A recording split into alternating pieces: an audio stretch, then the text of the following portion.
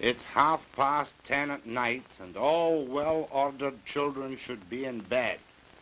So it's safe to talk about flying saucers and people from outer space, people who may be circulating among us now and who demonstrate their unearthly qualities if they choose you as one of their agents by disappearing and reappearing at will in your very presence, in front, if necessary, of many witnesses, and who land on this materialistic earth in flying saucers, to which you, if you're one of the chosen, shall enter through an anti-gravity elevator. Nothing to hold you up. You just whisk up into the body of the flying saucer, a scout ship from outer space. No, I'm not really joking, because I've got a man now, here and now, one of the men who claims fervently that he has met these people from outer space, has talked to them, and has been given secrets of things such as a time machine from men from outer space. You'll meet this man after this plebeian and earthly message.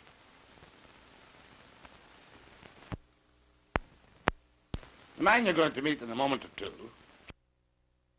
Tassel, from Giant Rock, California, is a most unlikely person to claim to have seen flying saucers and been in touch with people from outer space.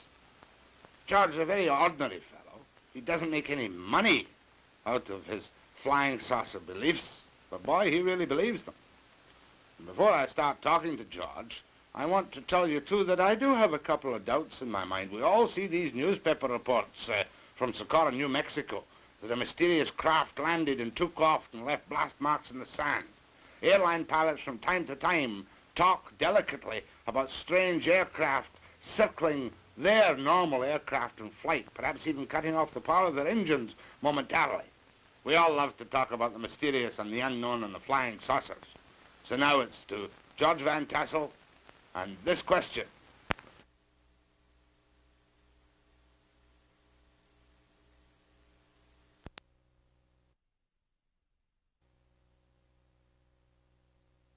Time machine you're building down in California. Well, Jack, this was the result of a formula which was given to me by a man who landed a ship at my airport in 1953. And we put this formula under research, tested a number of experiments on a bench in a good electronics lab in Chicago, and we produced phenomenal results with evidence that we should do it on a larger scale in order to be able to do more with it. And this evolved out of something that started in 1953 into a 4-story high machine that we're working on down there today. Now, George, I don't care whether the machine is 4 stories high or 40 stories high or 4 inches high. When I say calmly and unexcitedly, a time machine, what does your formula tell you you can do with a time machine? Well, Jack, our formula has no time factor, which electronic formula does have.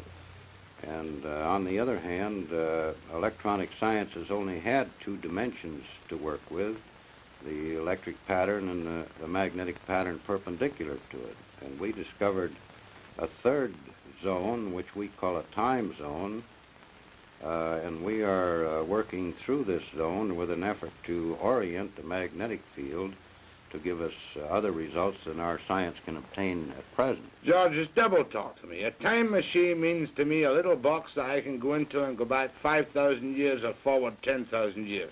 Is that what your formula tells you you can do? Well, Jack, this isn't a little box. This is a 4-story machine focusing fields that we can orient to produce this zone big enough for a man to get into. It isn't a box. But what happens to the man when he gets into the zone? Well, I'm all agog with curiosity. Jack, we've discovered this zone is subject to thought. Now, since time doesn't record events the way we do on calendars and clocks, you could only record an event by thinking of it. Now, theoretically, we believe we can take a videotape magnetic camera into the time zone and photograph Lincoln's Gettysburg Address or Caesar's armies marching or anything that's ever happened. All right, let me get this straight. In other words, you're telling me, like H.G. Wells imagined 50 years ago, that everything that happened in time is still there to be seen by the recreation electronically of a thought which exists. Jack, you know how you talk into a tape on a tape recorder and play the interruptions back, identical to the play that you made. The Earth's magnetic field is the same way. You can put interruptions into it and play them back out of it. An associate of ours in creating a magnetic coupler with this principle coupled in the Earth's magnetic field and played back TV shows from stations that aren't even in business anymore. You mean that an experiment has been done to bring out of the air television programs which have been and gone? Been and gone. Now, where was this experiment conducted? It was conducted in Santa Monica by an associate of mine. Why hasn't this hit the headlines throughout the world? That's a time machine in action. If I can... Jack, the reason it hasn't hit the world is because, as I understand it now, the Navy Department took him and the research over because he also discovered he could bounce magnetic echoes off the ionosphere and locate submarines under the ocean, regardless of where they were. So who is this associate of yours? this is a fellow named Charlie Arts. Charlie Arts? Yeah. And is he a free man walking around today? Well, he's free where he is in this super secret research he's conducting. Now, so therefore you tell me soberly in front of this television camera that things, old television programs have been recreated out of nothing. Played back with a picture and the sound just as good as the day they were broadcast. We've done this many times. Why didn't you bring one up with you? Well, this requires quite a piece of apparatus. This magnetic coupler works on around 50,000 volts, and it doesn't have any radio frequency connected with it. And actually, the television set which plays back the picture doesn't even have an antenna connected to it. George, you know as well as I do, and you've been on television 350 times, and I've known you. I met you once 7 years ago, and I kind of like you. But you know what the people out there are saying. They're saying this man's a nut. Well, Jack, you know, when Fulton was running his steamboat up the Hudson River, there were people still standing on the bank saying it couldn't be done. All right, let me take you further back, though. You have a time machine plan. You have done experiments which show you can bring the past to life. Where did this formula come from? I love that Scotch accent. Jack, the formula came from a ship that landed at my airport in 1953 on August the 24th. Which had 4 people aboard it that came from another planet. I'm breathless. Well, you're not only breathless, I was breathless. But I'm cynical, too. Well, that's fine. That's the way to be. In fact, I'm a bigger skeptic than you are of many things. I'm an unbeliever. Convince me that this really happened to you. Well, this thing is very similar to a thing that happened in our biblical records where a Lord presented Moses with a pattern to build a tabernacle. They came out of the sky, they handed him stone tablets, and this phenomena that's taking place today is as old as our history, as our civilization. This isn't anything new that's occurring. It's something that's being continued in another time of crisis when conditions affecting the people of this planet are reaching a point where somebody has to take care of the situation. Now, I don't intend in any way to be disrespectful or blasphemous, but do you feel, and I know you're not an evangelistic type, do you feel that you're some kind of Moses receiving a new word? Well, I don't say that, Jack. I say that what is occurring now has occurred before. There's many records of these ships landing throughout history, clear back into Sanskrit. And there are records in the 1898 Chicago newspapers that covered the front page for 3 days of a big ship setting over Chicago. When you realize we're dealing with a type of man that is almost as far above us in intelligence as we are above the lower animals, there isn't anything phenomenal in this at all. Now, you say casually, because this is your life's work now, ships. Now, you mean flying saucer, don't you? Well, a flying saucer was a name the press put on this thing. And actually what they termed a flying saucer was nothing but a scout ship from the big carriers. But I want to go back to that night in 1953. Tell me, where did this happen for people who haven't heard you talk or seen you yet? It happened on my airport, which I've operated for the last 16 years, at Giant Rock Airport, 17 miles north of Yucca Valley in California, or 40 miles north of Palm Springs. Now, this is a private airport for small aircraft, is it? This is an airport used both by the military and private aircraft. You own this airport, do you? I leased this airport from the United States government. I've operated it for 16 years since I retired from the flight test business in the aviation. Right now. How old are you now, by the way, George? I'm 54, Jack. Got 3 grown daughters married and 11 grandchildren. You don't mind if I ask you the stock question? I know that you've been asked every obnoxious question that can ever have been asked. You've never been treated for any form of emotional upset. I've never had an emotional upset other than women. Except that night in Yucca Flats, not Yucca Flats, at Giant Rock, when this ship appeared. Now, give me the details, George, because I'm never tired of hearing the details of a man who says he has seen creatures from another world. Well, actually, Jack, this was as simple as crossing a street and getting hit by a car. After it's over, you're the victim of the circumstance. And I didn't see the ship land. One of my son-in-laws, that wasn't my son-in-law at that time, saw it come down. Another man on the airport heard it, and he wasn't where he could see it. And the man got off of the ship and approached me before I even knew there was a ship down. Where were you then? What time of day or night was it? It was 2 o'clock in the morning and approximately a full moon, which is like daylight on the desert. Were you walking about outside or what? No, I was sound asleep when he awakened me. This man awakened you? Well, something awakened me. So you got up out of your bed? I got out of my bed and went aboard the ship at his request. This man, in what language did he converse with you? He talked to me in the best English equivalent to Ronald Coleman. And he met you there and he said, what did he say, come with me to my ship, or what? No, he said, I asked him what he wanted because we have a lot of people come in stuck in the sand and broken axles and whatnot. And I asked him what he wanted, and he said, my name is Solganda, and I would be pleased to show you our craft. Solganda? Solganda. Was the craft visible to you at this time? It was when he stated this, I saw beyond him the ship, which I hadn't seen before. What did you see? A bell-shaped type of anti-gravity ship that they operate as a scout ship out of their big carriers. How big? This was 36 feet in diameter and 19 feet high. And where was it, on the ground? No, it was hovering 10 feet off the ground. And how did you go into this ship? I walked with him to a spot underneath it, and an anti-gravity beam took me up through a hole in the bottom of it. You're telling me at 2 o'clock in the morning in Giant Rock Airport, you walked underneath this hovering ship, and whammo, you went up inside. No, you didn't go whammo. You went just about as slow as a local elevator run. And when you got off the anti-gravity elevator, what did it look like?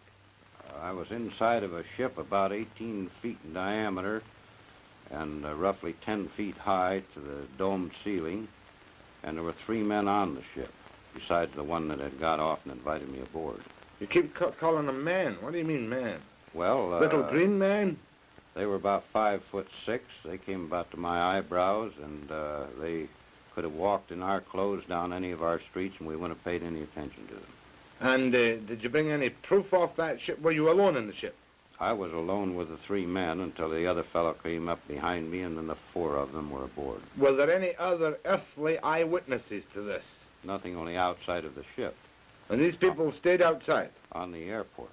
And did you go anywhere in this ship? Not to my knowledge. When I got off, it was the same place it was when I got on. What do you mean, not to your knowledge? Had the door closed when you went in or something? I don't know, because it was below the deck.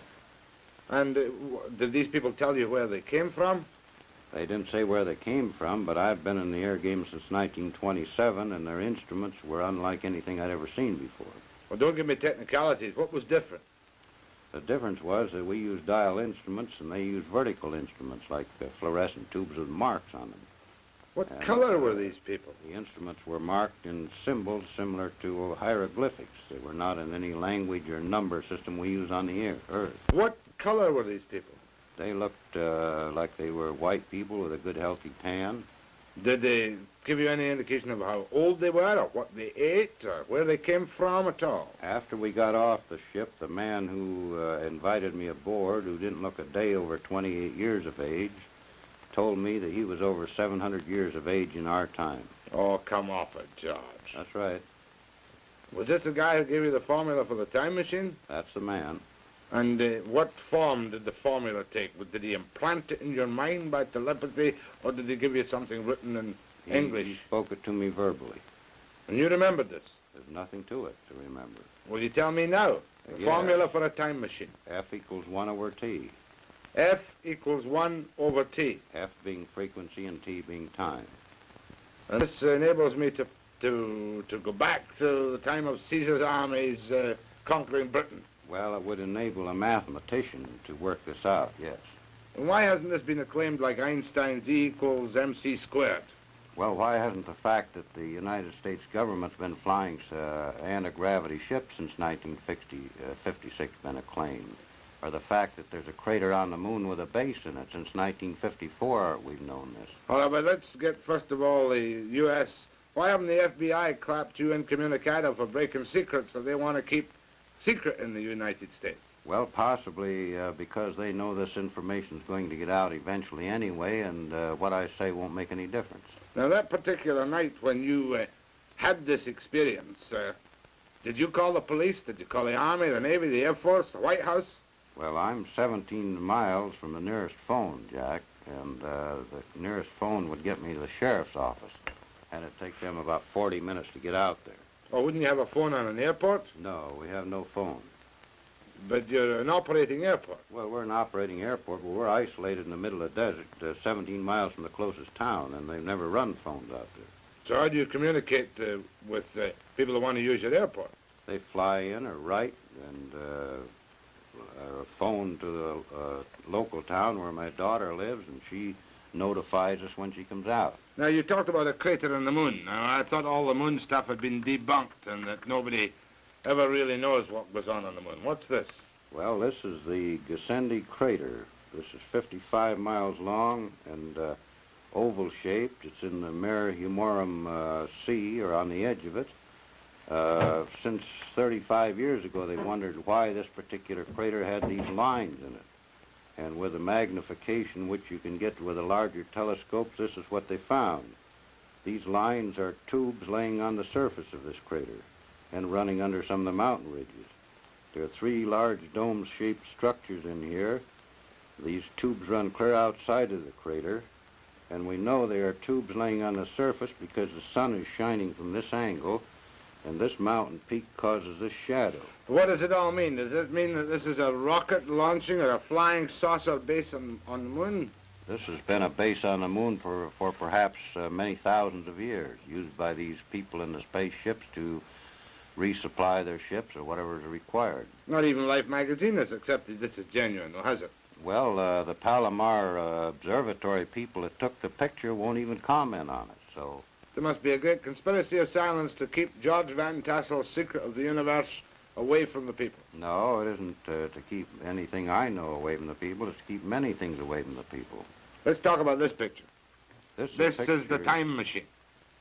This is a picture of the machine we're building down there. This structure is actually up. We're working now on the parts on the equipment that operate it. This rim around here has armatures 57 feet in diameter, which will be better than 4 times bigger than the biggest armatures ever made before. But is that the place where you did the experiments? By the way, how old were these television programs you pulled back out of time and space? Well, the oldest one was 6 years back because television was 6 years old when this was done. And what program was it? Do you remember? I don't remember what program, but I know that on checking up on some of the stations that Art found that the station no longer existed. It was out of business. Let's get down to some more basics now. Are you making a lucrative living out of traveling around the world, evangelizing for flying, around the continent, evangelizing for flying saucers? No, Jack, I'm on a vacation to rest my wife because she's been 2 years in a 40-seat restaurant without a rest, more than anything else, and I enjoy these particular things as a sideline. I make my living on the airport. And this research is something that I've got more money into than anybody else and more contribution to it. 5 years of intensive research without any pay. We donated 10 acres of land with a well worth $23,000, and we formed this corporation for the purpose of building up and investigating this basic material. All right, now how long is it going to take you to get your time machine in operation? Well, I mean, it all sounds so crazy. You must admit, I believe there are some odd things, George, but I find it hard to credit because I wasn't there myself, your own experiences. Well, it took them around 8 years to grind the mirror for the 200-inch telescope, and the first cyclotron was something like 11 years in the progress of building. But that cost millions, George. You haven't got millions, billions it costs. No, we don't have the overhead, the drafts from the engineers and people sitting around the payroll. All of our effort on this is voluntary by many people in technical fields that contribute their effort to the project. They all believe in flying saucers. They all believe in flying saucers. And you obviously believe totally in flying saucers. Yeah. Because of that one. Does your wife believe in flying saucers? Well, I don't know very many people that don't. It's as obvious as believing in heaven or afterlife or anything else. You have certain things you believe in life. You believe there's air we breathe, yet you don't see it. We fly airplanes on it. And this is an intangible. We can measure it. But why should these people come down, from outer space? Why don't they land in the White House or in Kremlin Square in Moscow and say, hey, listen to us, we can tell you a few things. We're 700 years old. We can travel through space. We're not concerned with time differentials. Well, probably they're not concerned with giving us too much of their information because we'd only use it in our battle to destroy each other here. Did these 4 men tell you that themselves? No, they didn't tell me that, but this is a reasonable assumption on our part that the world's divided in 2 camps, each capable of eliminating the whole civilization. And if we were to go to another planet and observe this condition, we would certainly be a little cautious about who we talked to or what we revealed. Yeah, but you yourself, was that the only experience you had? Mind you, that's 11 years ago in 1953, George. That's right. When you claimed to me you went up in this elevator into the spaceship and met the guy who spoke like Ronald Koeman. Was that your only contact with the... That was the only contact I had with the people from the ship. Did you have you had any other contacts with people? I've had a recent contact last September, 1963. Well, I don't have to ask you. Tell me. Well, in this case, they drove a car into the airport. They didn't come in a ship. They're walking among us on the earth all the time, and we don't realize it. I'm breathless. They. How many was they? The they in the ship was 4 men. They in the car? The man that came in, there was a man came in by himself in September. Well, you'll be telling me he had Martian license plates on the car. No. They drove a standard American Cadillac. And what did they want with you in 1963, 10 years later? They gave me some more information pertinent to electronic and magnetic research. But how did you know they were from some mysterious place in outer space? You don't know unless they want you to know, and then they'll demonstrate some thing that they can do that we can't do, that's humanly impossible for us to do. What did they demonstrate to you which convinced you, an apparently sober, sensible, balanced person who nevertheless believes in flying saucers, that convinced you they were unearthly people? Well, they demonstrated the ability in front of 19 people sitting in a lounge, for instance, that they could sit there and disappear before your eyes and reappear. In fact, the man did this 3 times. For you and your friends? For 19 witnesses that were sitting in our lounge. Vanished in front of your eyes? Sit right there in a chair like you're there, and then you're not there, and then you're back there. He did this 3 times.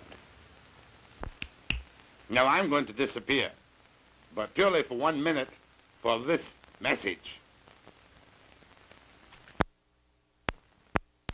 The previous foregoing interview with George Van Tassel of Giant Rock Airport, California, was not, I must stress, presented to you as a scientific examination of George's claims.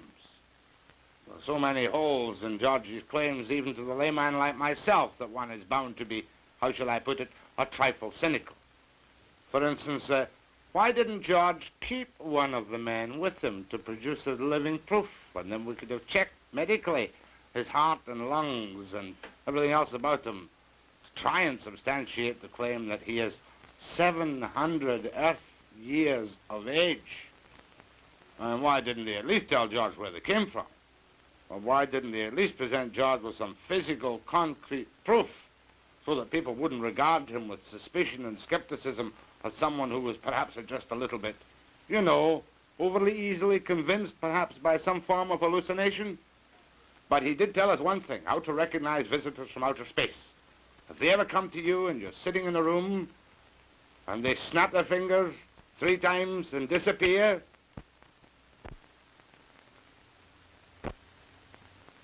and when they reappear a few seconds later, then you'll know for sure that they are from outer space. Thank you and good night.